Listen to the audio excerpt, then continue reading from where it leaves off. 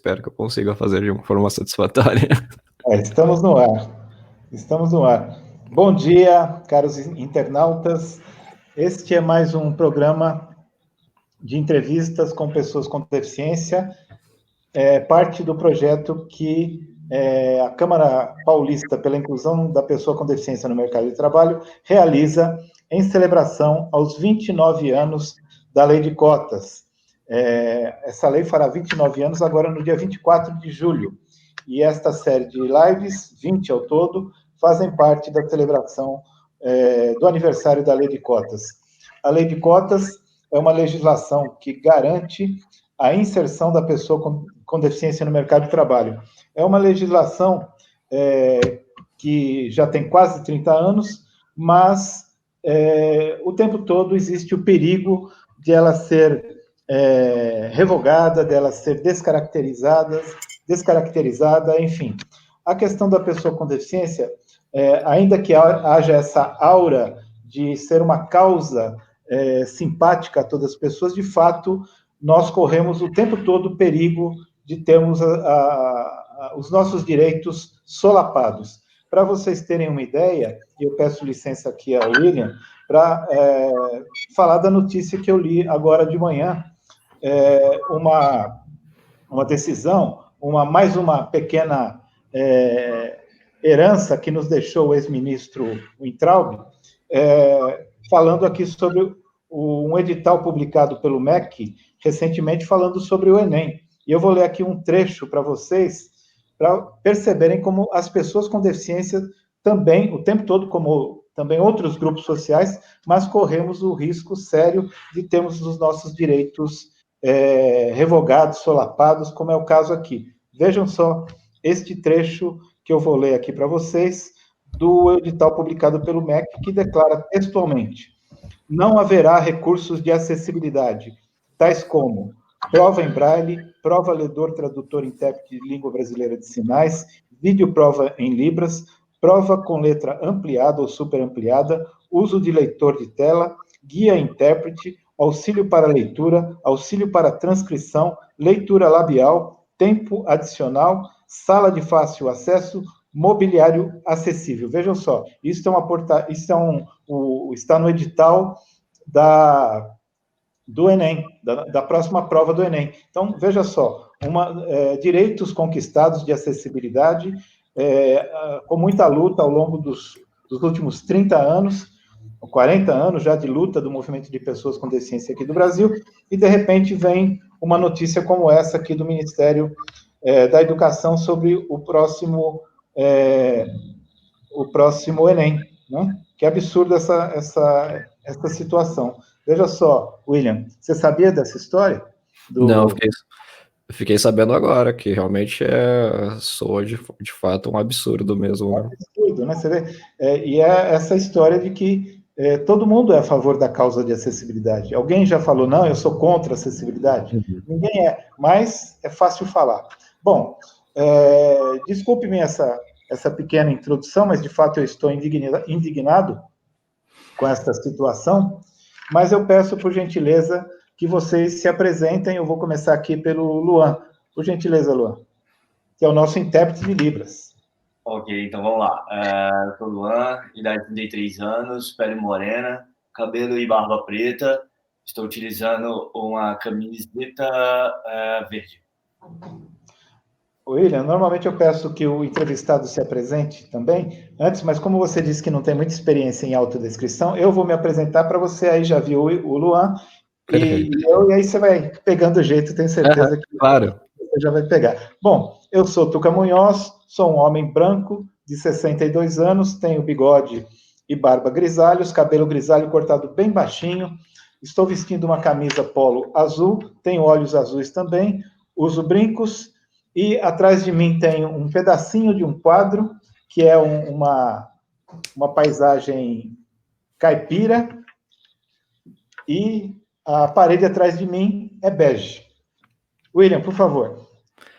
Eu sou William Timura, tenho 27 anos, sou um homem de cabelos pretos, relativamente curtos um pouco, enrolados, estou usando uma jaqueta e uma camiseta preta, estou em uma cadeira que é geralmente usada por comunidade de jogadores de jogos eletrônicos, e estou em um fundo com uma iluminação azul. E não uso barba, não tenho barba nem bigode. Você está fora de moda, então, porque ultimamente a moda é barba. Eu costumo preservar esse meu aspecto jovem. Qual a sua idade, Luan? Qual a sua idade, Luan? Ou Luan não, William, perdão. Eu tenho 27 anos. 27, legal. Apesar de aparentar ter menos, né? É verdade. É o que me dizem. Garotão. William, é o seguinte, nesta série de programas, hoje é o 6º programa, num total de 20. Uhum. Desses 20 programas que nós temos aí, este é o 6º, 14 por realizar, você é a única pessoa com autismo que eu entrevistarei, que eu entrevisto agora, né? Uhum. Veja só, nós temos várias pessoas cegas, se eu não me engano, 2 pessoas surdas, desse grupo de 20, a maioria pessoas com deficiência física, né? 3 pessoas surdas. E quando se fala em deficiência, a primeira coisa que vem à mente das pessoas é a cadeira de rodas, o cadeirante, né? E quando se fala, isso é interessante porque também foi resultado de uma luta e tal, só que acabou ficando um pouco descaracterizado, porque a deficiência não é só isso. Talvez, inclusive, os cadeirantes sejam um grupo minoritário dentro desse grupo mais amplo de pessoas com deficiência. O autismo tem uma característica, sobretudo o autismo mais leve, como é o seu caso, como é o caso da Joyce também, que eu conheço pessoalmente, que não aparenta, né? As pessoas, né? Ninguém fala olhando para você que você é deficiente, mesmo conversando com você. Ao você se definir como uma pessoa como autista, portanto, quero crer, uma pessoa com deficiência, em termos legais, pelo menos o autismo está no campo da deficiência, como é que você vê, como é que você encara essa questão da não aparência e como você lida com isso no seu relacionamento com outras pessoas? Primeiramente, muito obrigado, aliás, inclusive é uma honra para mim estar aqui falando com você sobre esse tema importante. E isso que você falou realmente é não somente essa questão de ser invisível, digamos assim, uma deficiência invisível, né? Não é algo que apenas os autistas leves passam por, mas também os autistas com maior severidade também, muitas vezes, as famílias me narram muito isso, né? Que muitas vezes a mãe, por exemplo, ao pegar uma fila preferencial, ao ir recorrer por algum direito, né, para solicitar algum auxílio, por exemplo, é comum esse tipo de questionamento, às vezes as pessoas, até por pessoas que nem cabe a elas, na verdade, questionarem, mas muitas vezes ainda isso é questionado, justamente porque não tem um aspecto físico assim que todas as pessoas com autismo, por exemplo, compartilham, né? Então não consigo realmente, né, como você mesmo falou, não consigo olhar e por mais que identificar, e por mais que sim, todas as pessoas com autismo, eles vão ter uma socialização atípica. Então, você deve sim esperar que sempre quando você estiver convivendo com uma pessoa com autismo, você vai sim começar a notar algumas coisas assim, nossa, mas por que ela fez isso aqui nessa situação? Nossa, mas por que será que nesse ambiente aqui algo desagradou ela? Eu não consigo entender o que foi que desagradou, o que foi que aconteceu. Então, tipos de situações assim, mas você vai ver no comportamental da pessoa, né? Da forma que a pessoa se comporta, que foge do padrão para o que é esperado de típico. Então, é nessas situações que você consegue identificar que se trata de uma pessoa que precisa ali de uma adaptação, de alguma mudança no ambiente, muitas vezes, para que ela consiga socializar bem, para que ela consiga interagir bem, que ela consiga trabalhar, né, por exemplo, como a gente está falando aqui sobre esse tema. E realmente, uma das formas que eu encontrei de lidar com isso foi que eu não faço necessariamente questão de falar que eu sou uma pessoa com autismo até esperar uma boa oportunidade para demonstrar isso na prática, de como pode ser atípico a interação. O que seria, William, uma boa oportunidade para você? Fala, olha, Uhum. o caso é esse. Qual seria essa boa? Acho que uma boa oportunidade, quase sempre, e eu acho que outros autistas vão se identificar com isso, para mim tem sido em ambientes não tão amigáveis sensorialmente.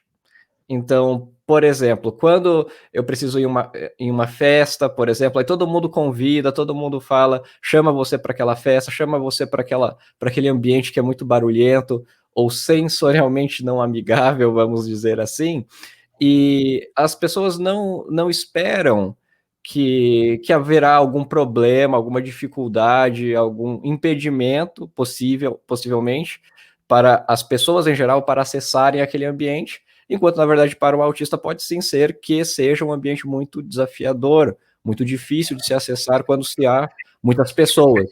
Então, por exemplo, essa seria uma situação que eu teria a oportunidade de explicar mais sobre autismo, porque isso desperta a curiosidade da pessoa e me gera uma situação de uma oportunidade até de aprendizagem, da forma que eu vejo, para a pessoa também, e de conscientização do autismo mesmo.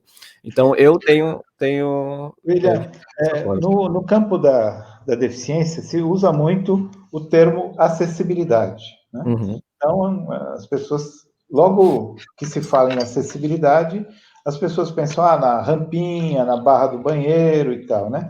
Mesmo para nós, pessoas com deficiência física, cadeirantes, isso é muito pouco, né? Não é, acessibilidade não é só isso são talvez detalhes da acessibilidade. A acessibilidade vai muito além disso, né? Quando se fala de acessibilidade para pessoas surdas, para pessoas cegas e por aí vai.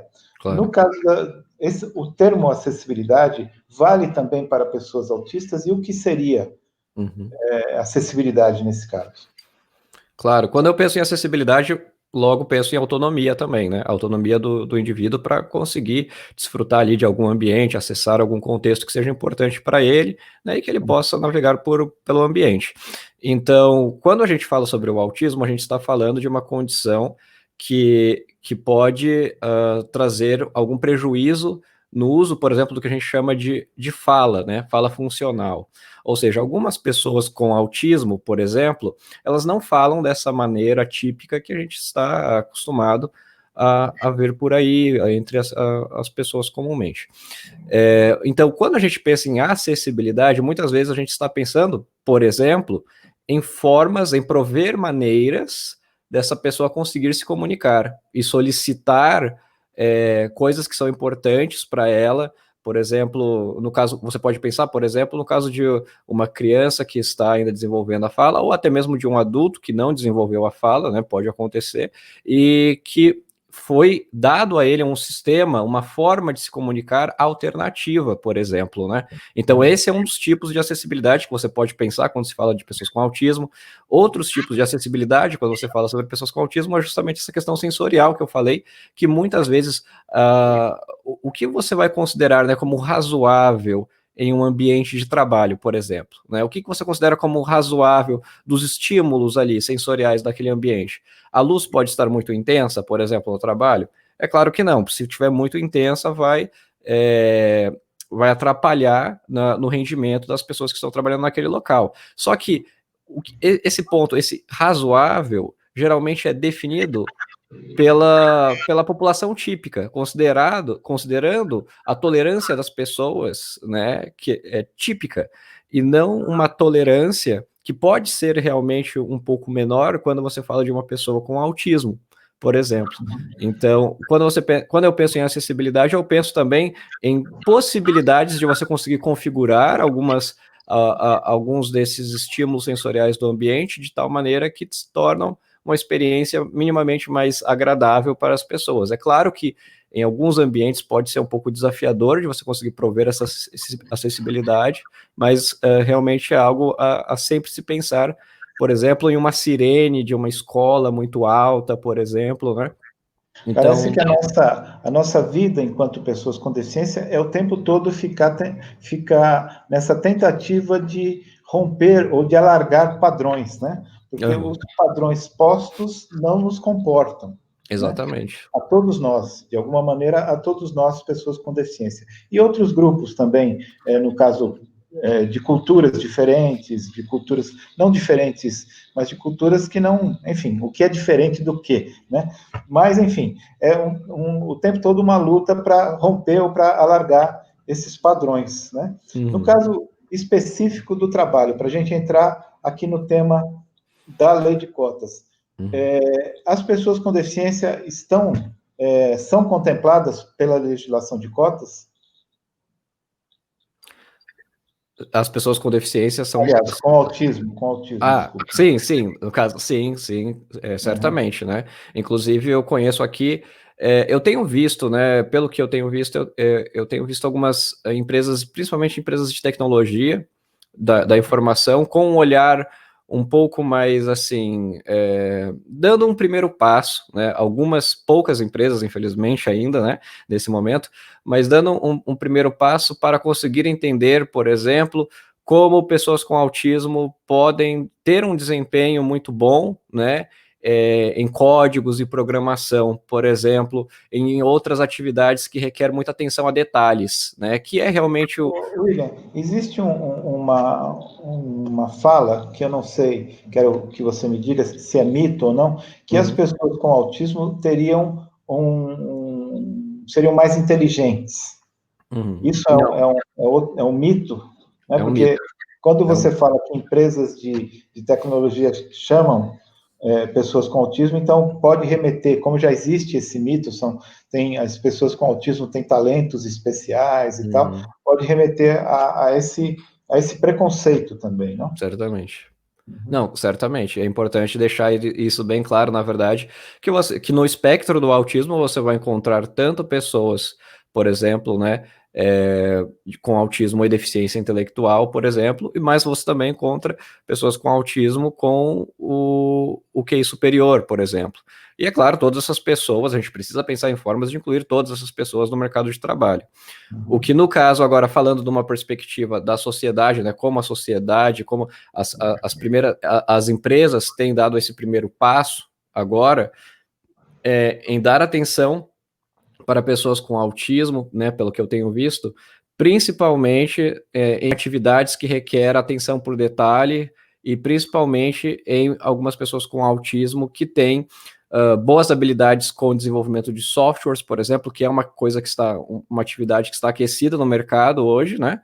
E que eles têm notado, eu tenho notado isso, que as empresas de tecnologia têm notado que as pessoas com autismo conseguem existem algumas pessoas com autismo que conseguem desempenhar bem essa função. Mas é claro que a gente precisa estender isso para outras áreas e também para pessoas com autismo com outros interesses também. Você, Né? você citou a coisa de algumas pessoas com autismo terem facilidades com detalhes. Como é que é isso? É uma característica de algumas pessoas com autismo? Sim, a atenção ao detalhe pode sim estar presente de uma maneira mais sensível, digamos assim, entre pessoas com autismo do que pessoas típicas, né? Isso eu cito principalmente tomando como exemplo algumas empresas, na verdade, dos Estados Unidos, se eu não me engano, a Microsoft também fez um programa para. Isso estou falando de anos atrás, né? Muitos anos atrás, quando nem se falava ainda de autistas no mercado de trabalho, pouco se falava sobre autistas no mercado de trabalho, e a Microsoft, eu lembro disso, que foi um dos primeiros, uma empresa que deu um desses passos, de incluir, né, pessoas com autismo em um determinado programa que requeria uma função ali, né, uma atividade dessas pessoas com autismo que envolvia muita atenção a detalhes, né? Então era uma posição que acabou chamando a atenção de pessoas com autismo e realmente pode ser sim que autistas desempenhem melhor, né, alguma dessas funções. A gente tem que tomar muito cuidado com isso, né? Com essas coisas que podem gerar, na verdade, se pensa em inclusão e acaba gerando exclusão. Hoje isso desaparecer um pouco no aspecto seguinte, mas eu lembro que há algumas décadas, sempre se pensava na pessoa com deficiência visual, no cego, para trabalhar em câmara de raio-x, né? Era uma coisa, todo cego ia trabalhar com radiologia, ou todo cego ia ser massagista, porque era uma coisa que há o mito de que os cegos têm mais sensibilidade, né? Porque leem em braille e tal, então seriam ótimos massagistas. De colocar pessoas surdas para trabalhar em lugar barulhento, porque não vai ouvir mesmo, então tudo bem, sabe? Aí estoura o ouvido do cara, mas tudo bem, ele já não usa mesmo, né? Então, cria-se esses mitos, que na verdade são manifestações de preconceito, que vamos dizer, com a boa vontade de incluir, acabam, de fato, isolando pessoas e causando mais segregação. Não corre o risco, nesse caso, com pessoas autistas, né, em situações semelhantes, você vê isso de uma maneira... como é que pode se equilibrar isso, né? Dosar para que as pessoas sejam incluídas, mas que não sejam vítimas de preconceito ou acabem sendo segregadas. Só pode fazer aquilo, autista só faz aquilo, né? Deixando bem claro que isso foi uma das primeiras etapas, né, de algumas atitudes de algumas empresas, e ao que se deve ao fato, por exemplo, de empresas de tecnologia em específico, né, estarem olhando para pessoas com autismo, porque eu acho que ainda pensando na lógica do lucro realmente, né, da empresa, porque para ela isso tem sido interessante, por exemplo. Mas, ao mesmo tempo, a gente tem sim que se esforçar, apesar de ser... Ok, eu não posso dizer que incluir uma pessoa com autismo que tem interesse em tecnologia, estar incluída no mercado de trabalho é algo ruim. Claro que é bom, mas a gente não pode parar nesse primeiro passo. A gente tem que estender esses passos para outras pessoas que têm outros interesses também. E sim, no autismo a gente tem sim esse tipo de preconceito. Muita gente pensa assim, né? A pessoa, o autista, ele é super bom em matemática, ele vai gostar de matemática, ele vai gostar de música, alguns podem pensar também, mas pode ter autistas que adoram falar no telefone, por exemplo, por mais que seja uma coisa que realmente tenha dificuldade a maior parte do espectro, mas pode sim existir um autista que sonha em trabalhar com o telefone, né? Então, conheço autistas que têm uma preocupação enorme, por exemplo, com a questão ambiental, por exemplo, e eles querem trabalhar com qualquer coisa que seja relacionado a isso, a sustentabilidade, né, e enfim, projetos nesse sentido. O que ninguém, quando você pensa assim, poxa, o que será que um autista seria bom em fazer? As pessoas vão pensar em programação, vão pensar em matemática, em física, mas realmente é um preconceito. Aquela menina que é uma liderança mundial na questão do meio ambiente e tal, me foge o nome dela. Greta. Ela é autista. Isso, ela é autista, não? Isso, exatamente. Agora, me fala uma coisa. Nós, do movimento de pessoa com deficiência, eu que estou aí há muitos anos, desculpe me falar assim, né? Sem desmerecimento aos jovens, muito ao contrário, né? Tenho aprendido muito. Mas, enfim, nós tivemos umas situações assim, muito delicadas e polêmicas de como sermos denominados, como chamar as pessoas com deficiência. Então, tinha aquelas coisas bem antigas, voltado para a pessoa com deficiência física, por exemplo, do aleijado, do inválido. Isso foi mudando e chegamos ao portador de deficiência, e hoje e passou um período que era deficiente, e hoje é pessoa com deficiência. Eu vi na sua fala que em alguns momentos você usou o termo autista e em outros momentos pessoa com autismo. Isso existe algum ruído entre a comunidade de como denominar as pessoas com autismo ou os autistas? Eu me recomendo como eu devo utilizar, qual terminologia eu devo utilizar. Então, alguns autistas realmente preferem ser chamados por autistas, né? Principalmente aqueles... Porque, assim, há pessoas que, enfim, por diversas questões, pode ser também parte de um processo de aceitação também, né, que não incorporam, não gostam tanto, ou preferem não incorporar, por exemplo, o termo autista de uma forma tão assim, parte integrante de uma maneira, né, que integra totalmente o seu ser. Mas existem outros, principalmente autistas ativistas, que incorporam sim, né, e que se orgulham disso sem nenhum problema. No caso, eu, por exemplo, e N outros pessoas com autismo ou autistas na comunidade, nós não nos importamos, na verdade, né? Tanto pessoa com autismo quanto o autista são formas aceitáveis. É claro que ao conhecer uma pessoa que prefere ser chamada por autista e não de pessoa com autismo, eu faço uso, eu me refiro a ela como autista, não sem nenhum problema. Eu, particularmente, William, não tenho nenhuma preferência sobre isso, mas sim, há sim essa discussão na comunidade, não é consensual, né? Então, existem algumas pessoas que vão preferir pessoa com autismo, outras pessoas que preferem autistas, e aquelas pessoas que não se importam tanto, né, se é usado um ou outro. E no meu caso, para tentar representar, né, o máximo possível a forma que a própria comunidade gosta e discute, eu uso os dois termos, tanto autista quanto pessoa com autismo. Essa forma que eu tento Você fala, William, em comunidade, né, de pessoas autistas.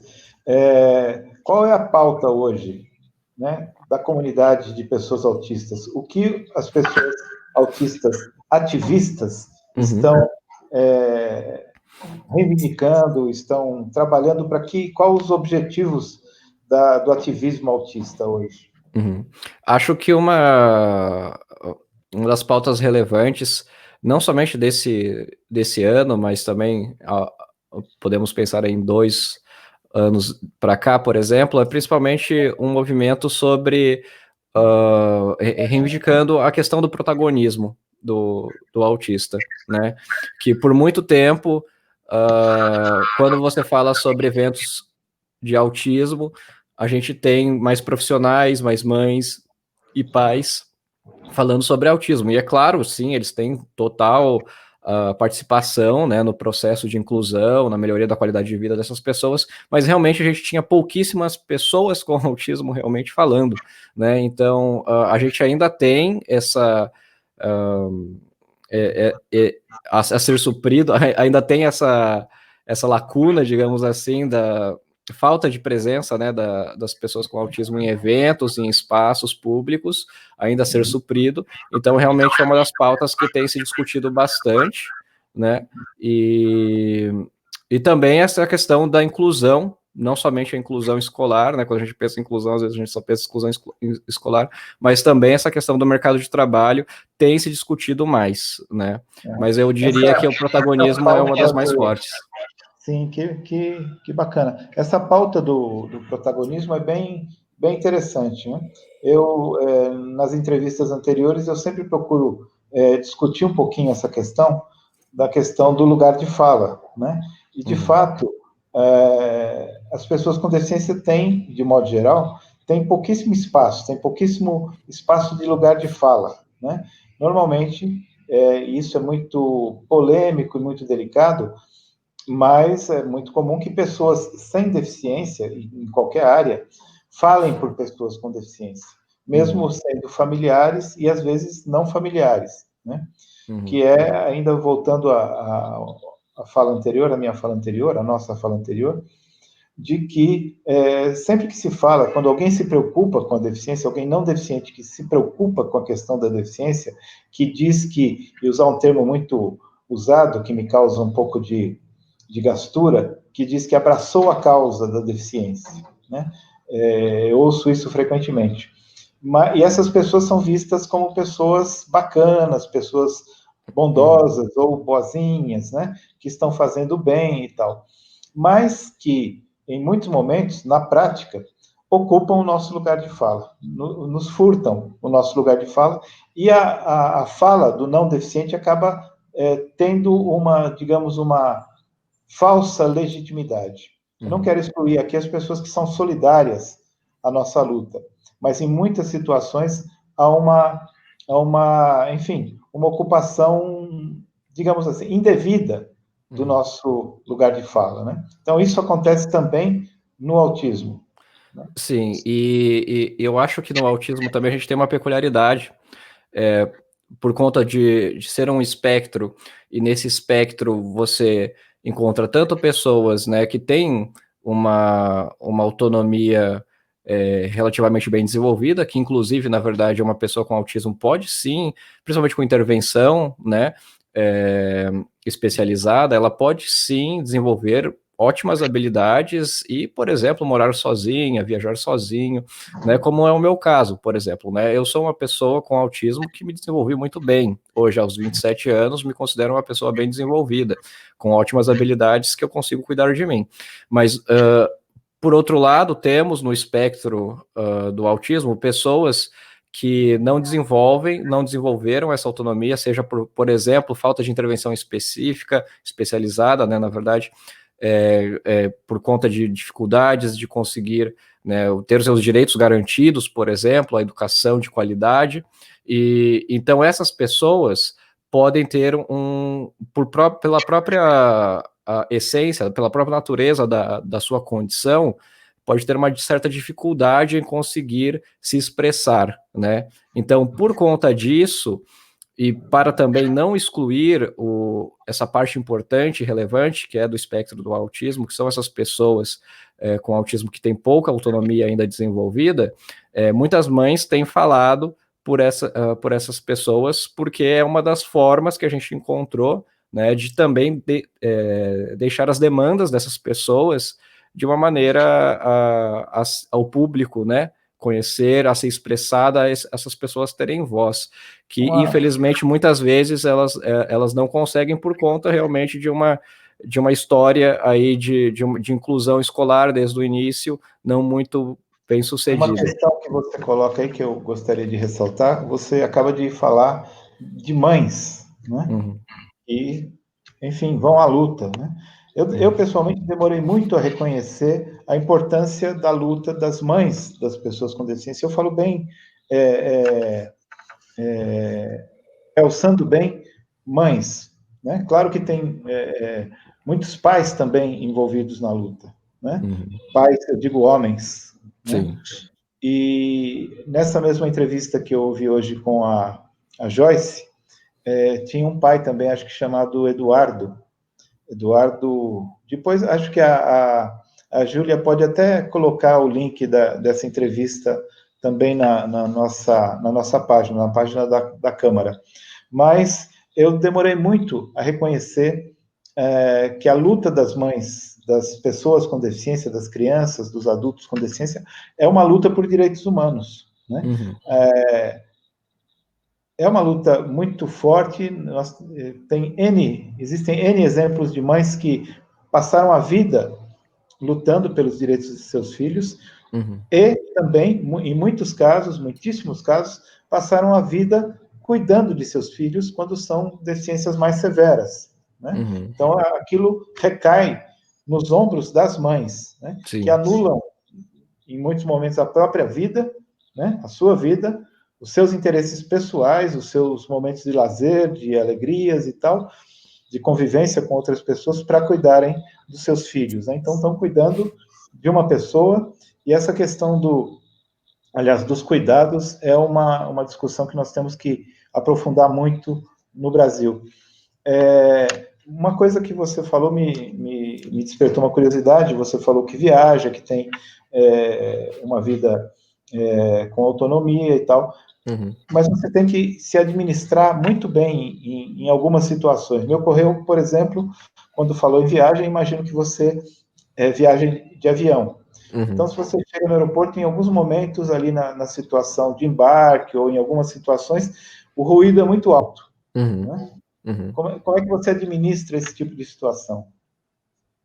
Sim, inclusive a vida pelo menos a minha vida, eu imagino que a vida de muitos autistas é tudo sobre você conseguir encontrar formas alternativas ou algum jeito de fazer ou de acessar algum ambiente, por exemplo, que foi desenhado, né, foi pensado, planejado para pessoas típicas e que não foi muito pensado para pessoas com, por exemplo, uma hipersensibilidade sensorial, por exemplo, mesmo o Enem, como você falou, né, abrindo aqui, as instruções que eram dadas no Enem, por exemplo, de procedimentos, de protocolos de checagem de segurança, né?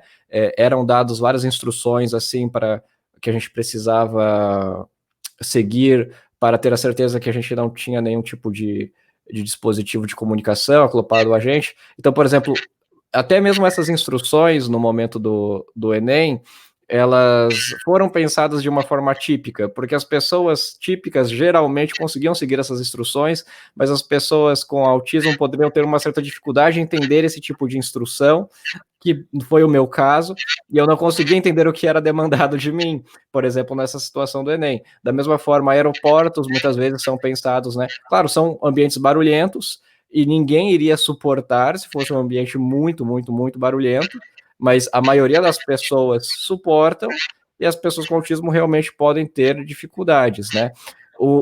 Dos recursos que as pessoas com autismo têm encontrado é principalmente usar aqueles abafadores de ruído, por exemplo, né? Então, mesmo durante a minha adolescência, como eu tinha vontade de me socializar, mas muitas vezes em alguns ambientes não tinha, ele não era tão acessível nessa questão sensorial, eu já usava algodões nos ouvidos, por exemplo, né? Então, o que infelizmente pode ser motivo de bullying, muitas vezes, quando você é adolescente, quando você é mais jovem, né?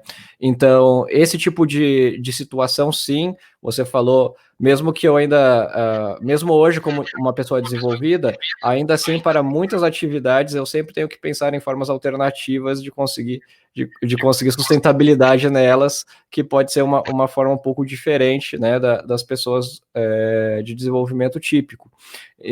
Quando a gente pensa em trabalho, por exemplo, uma das partes importantes de socialização do trabalho é a hora do almoço, por exemplo, né? Quando você vai almoçar com as outras pessoas.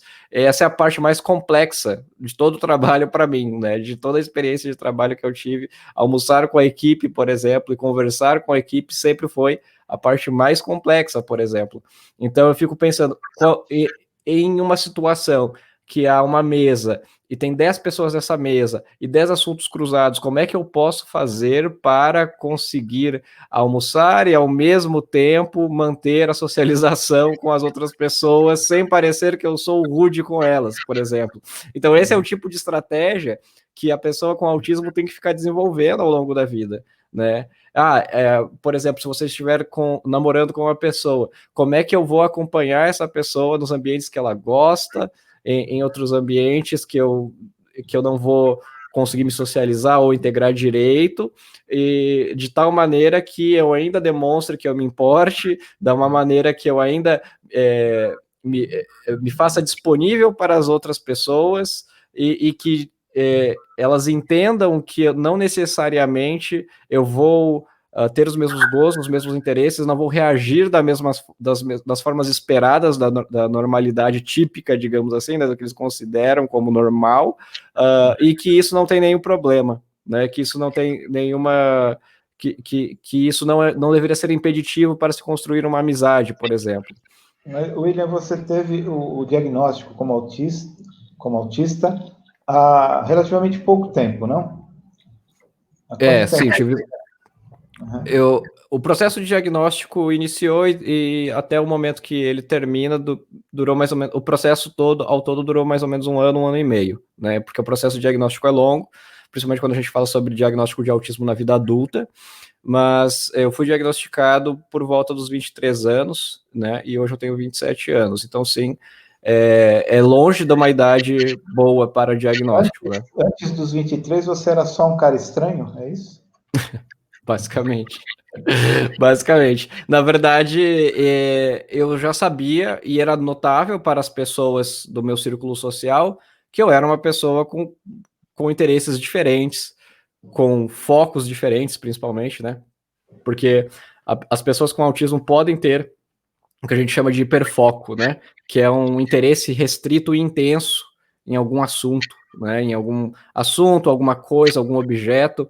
Então, essa questão do meu foco, ele era nada usual, e as pessoas ao redor realmente notavam que não era uma coisa, um foco numa intensidade que era atípica. Então, sim, né, como você mesmo disse, Sim, eu era uma pessoa estranha, digamos assim, e muitas vezes a pessoa estranha, aquela criança, aquele jovem que está ali, por exemplo, na escola, né, naquele ambiente de escola, e que não socializa bem, mas que tem um interesse peculiar em alguma matéria, em algum assunto, em algum tipo de brinquedo, por exemplo, pode ser que seja uma pessoa com autismo que ninguém diagnosticou, por exemplo, né? Pesquisando um pouco antes de conversar com você sobre autismo, eu soube, não sei se você tem conhecimento disso, mas teve uma novela há um tempo atrás que tinha uma personagem com autismo. Uhum. Eu não pude me dedicar muito a isso, mas na história recente, vira e mexe, tem uma novela com um personagem com deficiência, né? Uhum. E num primeiro momento é interessante, parece que é uma proposta para desmistificar algumas coisas, de romper algumas barreiras, mas a experiência tem mostrado que acaba não dando muito certo, né? Uhum. Pelo menos duas novelas que eu me lembro, não acompanhei, mas li alguma coisa, de uma menina com síndrome de Down e outra novela com uma moça com deficiência física, cadeirante. No Uhum. caso dessa novela, com a personagem, era uma moça, se não me engano, com autismo, foi interessante, você acompanhou um pouco isso? Não Então, necessariamente assistiu a novela, mas discutiu com não. amigos e tal, né? Não sei, pode ter pesquisa também. Esse caso teve uma repercussão, né? Eu acho que a gente está falando da mesma novela, se não me engano, só teve uma novela recente aí que teve o personagem, e até teve uma repercussão interessante na comunidade do autismo, porque a atriz que desempenhou esse papel realmente se encontrou com uma amiga minha, né, que também é autista, e essa minha amiga gosta de produzir conteúdo também, é uma pessoa que sempre está produzindo conteúdo na comunidade do autismo, então, pelo fato da atriz ter tido essa proximidade fora da novela, né, com a comunidade do autismo e se dedicou um pouco a entender mais, acabou tendo realmente uma repercussão agradável para a maioria das pessoas, eu diria que foi bem aceito, né, para a maioria da comunidade. Mas, porém, realmente, como você falou, a experiência demonstra, né, que não é bem assim, muitas vezes, a primeiro momento. E eu acho que o autismo está vivenciando esse primeiro momento agora, sabe? Que a primeira vez que a gente, por exemplo, quando você vai falar com algumas pessoas, logo essas pessoas podem dizer assim para mim, o Rain Man, né, autismo, Rain Man, né, então, então essa é uma referência, por exemplo, que há muito tempo a gente só tinha essa, por exemplo, né, e agora pelo menos a gente tem mais algumas referências, então, a primeiro momento... Essa novela, o que eu li, a crítica que chegou a mim, é que essa atriz, ela foi, entre aspas, normalizando. Ela chegou ao fim da novela já normal. Né? Já como que se o autismo fosse sarando, vamos dizer. Entendi. O que é bom, o que é importante deixar claro, né, é que as pessoas com autismo sim podem se desenvolver, como eu disse, né, todas as pessoas aprendem, não tem nenhuma pessoa que não é incapaz de aprender, isso não existe, né, então todas as pessoas com autismo aprendem, todas as pessoas com autismo desenvolvem as estratégias, por exemplo, né, como eu estava falando aqui, em algumas situações você desenvolve estratégias, meios alternativos de se concretizar as coisas que são importantes, podem sim chegar ao ponto de terem uma vida com muita autonomia, sustentável, então isso sim pode acontecer, mas realmente o indivíduo, ele tem essa condição, né, que desde o momento que o sujeito nasce, então isso é importante também desmistificar, né, que nenhuma pessoa se torna autista ao longo da vida, e as características do autismo estarão presentes por toda a vida dessa pessoa, né, então, por mais que eu tenha, assim, talvez eu não tenha prejuízos como eu tinha antes, aliás, definitivamente eu não tenho prejuízos como eu tinha antes, por conta das intervenções, por conta das estratégias que eu acabei desenvolvendo, por conta do acompanhamento profissional, que é importante também, né, mas... Quando você diz dessa coisa, desculpe-me, das intervenções, das estratégias, do acompanhamento, você está se referindo ao ambiente, ao seu ambiente em que você vive, ao seu ambiente relacional e tal. E você falou uma coisa muito bacana, muito bonita, que todo mundo aprende, todo mundo tem essa potencialidade do aprender. Eu estive já, tenho conversado, é um tema que me interessa muito, da questão da institucionalização de pessoas com deficiência. E eu já estive em instituições de abrigamento de pessoas autistas.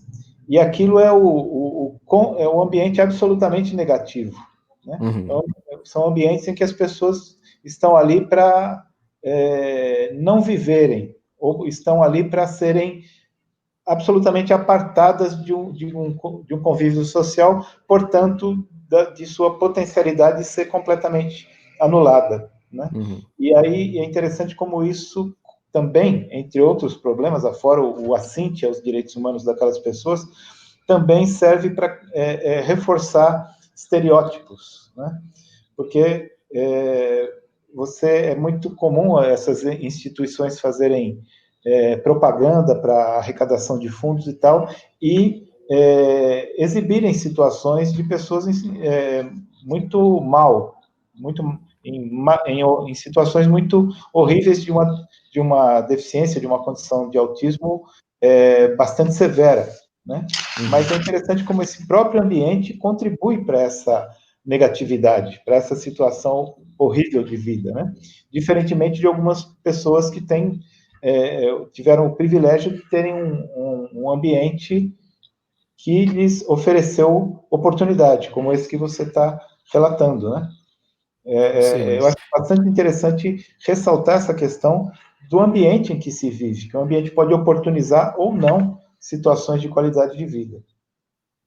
Sim, e também por intervenções, na verdade, não somente estamos falando sobre o ambiente, que sim, é muito importante, principalmente para quem estuda educação, sabe, sempre está preocupado, né, em delinear experiências de aprendizagem, configurar um ambiente de uma forma que favoreça, né, as melhores experiências de aprendizagem, seja lá qual for a necessidade educacional dessa pessoa, mas também eu me refiro não somente a intervenções e modificações que eu preciso fazer no meu ambiente, mas também intervenções profissionais, né, no caso, no sentido de psicoterapia, por exemplo, né, e no caso do autismo, não necessariamente apenas nesse viés psico, mas também no viés muito educacional, né, que quando a gente fala sobre autismo, quando a gente fala sobre acessibilidade, a gente pensa sobre autonomia, né, como eu disse aqui no início, e muito da autonomia, principalmente quando a gente pensa nos casos mais severos de autismo, ela vem também com a educação, com aprender, com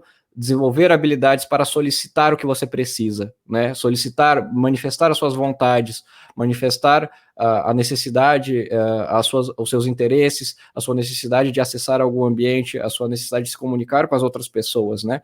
Então, muito tem relação com isso, e é importante, sim, a gente ter um ambiente preparado e sempre, qualquer ambiente que seja, né, a gente pode pensar isso na escola, no trabalho, em casa, em qualquer ambiente que a gente queira desenvolver habilidades desse indivíduo, é sempre muito importante, sim, a gente modificar esse ambiente para favorecer as situações, por exemplo, as situações de aprendizagem e também favorecer a autonomia desse indivíduo, com certeza. Os profissionais e as pessoas que trabalham com educação sempre estão pensando dessa forma. Chegou uma pergunta aqui de uma amiga. Uhum. Oi, Eli. Interessante. Ela pergunta o que acha da série Good Doctor. Perfeito. Assiste essa. Então, justamente uma das coisas que você estava falando, eu lembrei dessa série, inclusive, né? Que essa é uma das séries, por exemplo, que quando você pensa no filme Rain Man, por exemplo, eu acho que tem muita gente hoje pensando, por exemplo, mas eu assisti aquela série do doutor, ele é autista, né? Então, assim, realmente ele acaba reforçando esse estereótipo, por exemplo, que o autista tem esse superpoder, todo autista vai ter uma super habilidade, mas não necessariamente, né? As pessoas com autismo, sim, algumas podem ter sim uma habilidade excepcional com alguma coisa, né? Mas como isso qualquer não. outra pessoa. Exatamente, isso não caracteriza o autismo, né? Não caracteriza. Você não pode esperar que as pessoas com autismo vão ter uma habilidade excepcional, como, por exemplo, o doutor da série, né? Então, assim, realmente a gente tem no senso comum, principalmente quando as pessoas não conhecem nenhuma pessoa com autismo, mas começaram a conhecer o autismo por conta da série, você vê, sim, esses equívocos, né? Que as pessoas podem assumir que as pessoas com autismo são super inteligentes e tal, e que elas, sei lá, vão fazer cirurgias incríveis, por exemplo, né? Então, eu particularmente, né, respondendo essa pergunta, eu particularmente não gosto dessa série.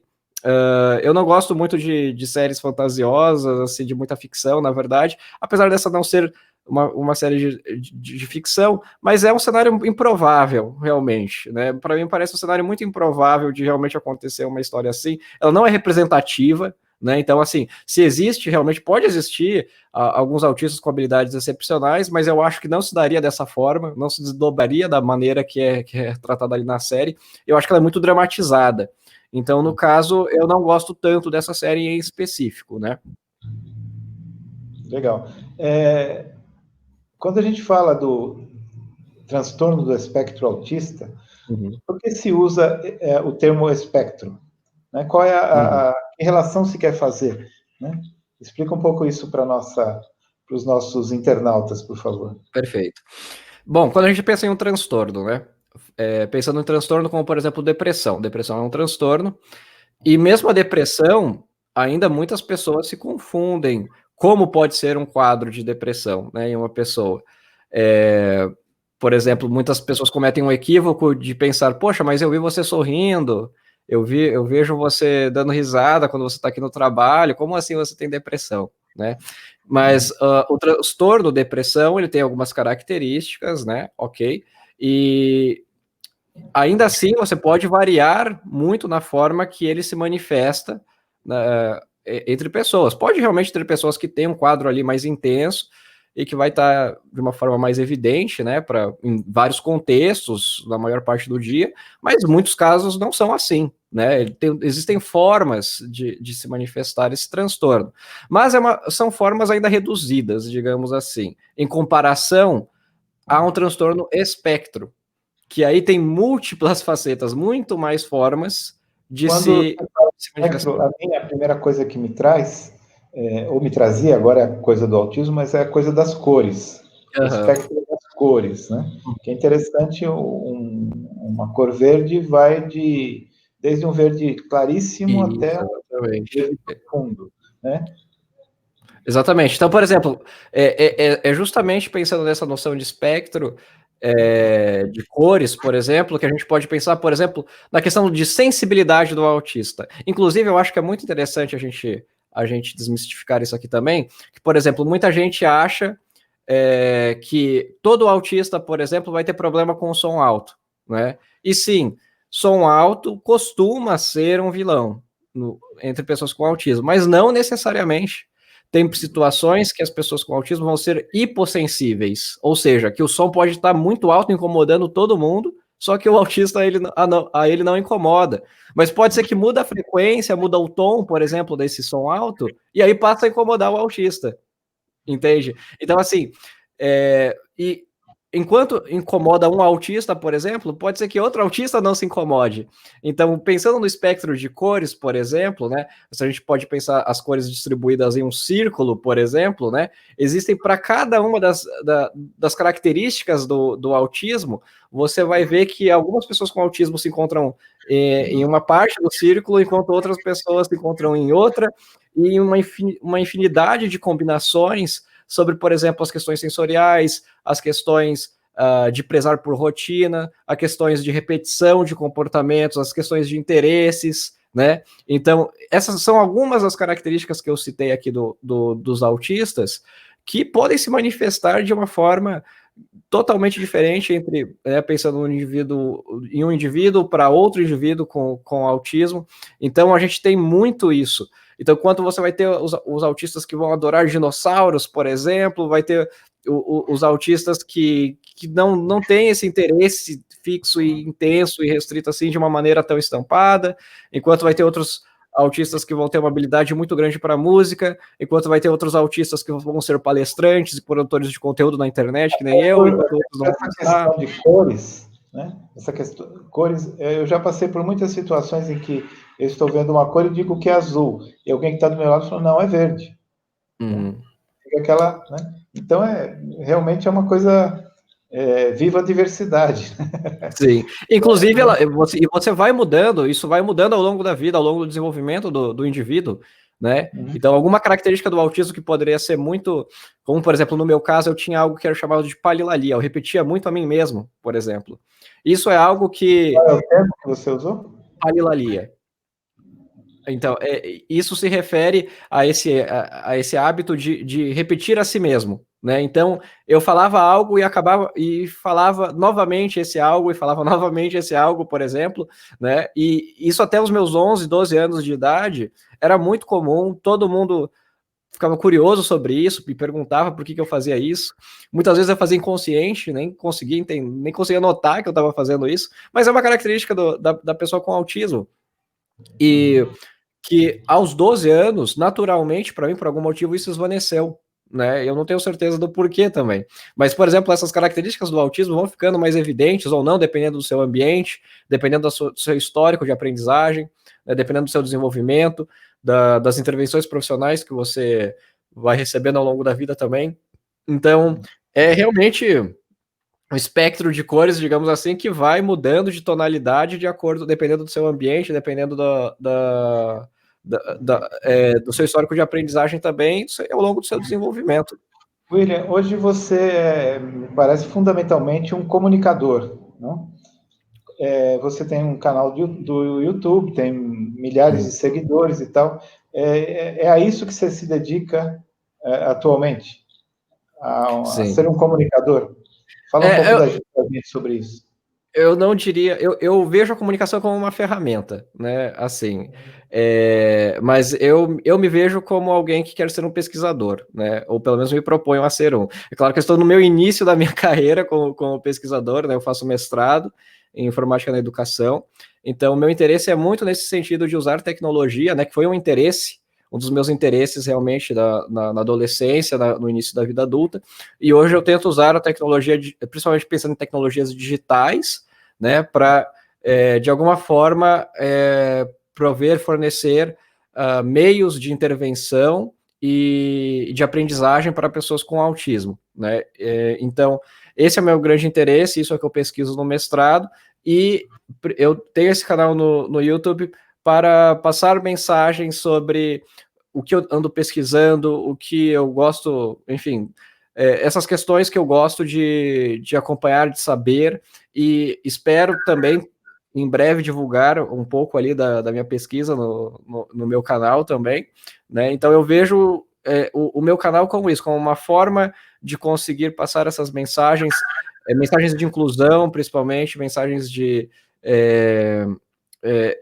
conscientização mesmo do autismo, né? Então eu vejo dessa forma, pelo menos.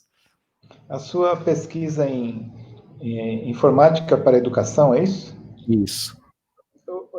O que fala um pouco para a gente do que, se você puder adiantar, né, um pouco sobre claro. o que você tem pensado em termos dessas tecnologias voltadas para a educação. Claro. Algumas crianças, principalmente, quando a gente pensa em crianças, a gente pensa e o uso da tecnologia, a gente logo pensa em tablets e os joguinhos, por exemplo, né? Então, eu tenho interesse mais nessa área, principalmente em trabalhar com crianças que, principalmente, têm já um apego muito grande ao tablet, mas que não está usando, por exemplo, o tablet de uma maneira a desenvolver habilidades que são importantes para a vida dela. Então, a minha pesquisa é nesse sentido, de desenvolver tecnologias que, através do tablet, uma pessoa consiga interagir junto com essa criança para desenvolver algumas dessas habilidades que são importantes para a socialização, para aprender algumas questões importantes de, por exemplo, tolerância, de atenção compartilhada, de tomada de turnos, enfim, só para mencionar algumas dessas habilidades que são importantes para o desenvolvimento de todas as pessoas, que crianças típicas desenvolvem naturalmente, digamos assim, mas que as pessoas com autismo podem ter uma certa tipicidade nesse desenvolvimento. E, por exemplo, claro, existem várias formas de se de se desenvolver essas habilidades, e eu quero propor uma forma através das tecnologias digitais para desenvolver essas habilidades, né? Então esse é o meu interesse, a minha pesquisa de mestrado, no caso. William, a gente está chegando ao final do nosso programa. Deixa aqui para a gente os seus canais, como é que as pessoas podem acompanhar, Claro. enfim, o seu trabalho de comunicador. No YouTube você pode encontrar pelo meu nome, é o William Timura mesmo, e no Instagram é @TimuraWill. Só de você colocar o @Timura, você já vai encontrar já. E principalmente nessas duas redes que eu faço lives e compartilho um pouco do meu dia a dia, enfim, algumas piadas também, às vezes, coisas, algum humor e coisas do tipo.